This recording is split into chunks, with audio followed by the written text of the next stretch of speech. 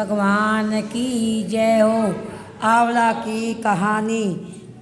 एक आंवला राजा था जो रोजाना 1.25 मन सोने का आंवला दान करके जिमाता था। एक दिन उसके बेटे बहू ने सोचा कि अगर इतना आंवला रोज दान करेगा तो सारा धन खत्म हो जाएगा। बेटा बाप से कहने लगा कि ऐसा तो सारा धन लुट जाएगा, आप आंवला दान नहीं करना। राजा रानी दुख के मारे उजड़े खेत में जाकर बैठ गए।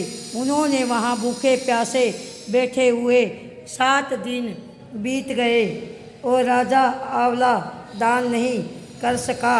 और आंवला दान किए बिना खाना कैसे खाए। जब भगवान ने सोचा कि अगर मैं इनको सत नहीं रखूँगा तो दुनिया में कोई मुझको नहीं मानेगा।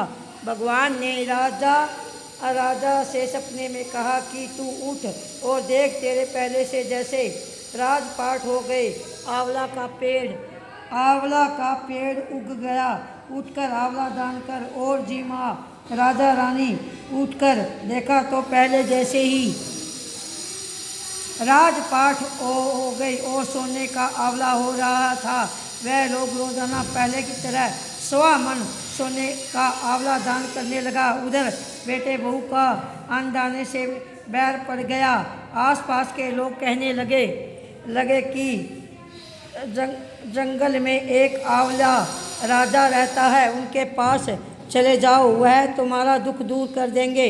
वह लोग वहाँ पहुँचे तो रानी ने उधर से उन्हें देख लिया। अपने आदमी से कहा कि इनको काम पर रख लो, उनमें काम तो कम करके और मजदूरी ज़्यादा देना। एक दिन रोने लगा कि बहू के आंखों में से आंसू रानी की पीठ पर पड़ गए। रानी ने पूछा कि बहू तुम रोने कैसे लगी। जैसे ही बात बताई वह बोली कि मेरी सासू की पीठ पर ऐसा ही मस था, वह भी 1.25 मन आंवला रोजाना दान करती थी। उनसे उन्हें आंवला दान करने नहीं दिया और घर से निकाल दिया। जब सासू बोली कि हम ही तुम्हारे सास ससुर हैं, तुमने तो हमें निकाल दिया, लेकिन भगवान ने हमारा सत रखा। भगवान ने जैसा राजा रानी का सत रखा वैसे सबको रखना। कहते सुनते हंकारे भरना, अपने सारे परिवार का सुख रखना।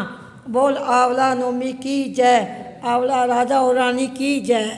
सुनते कहते हंकारे भरना।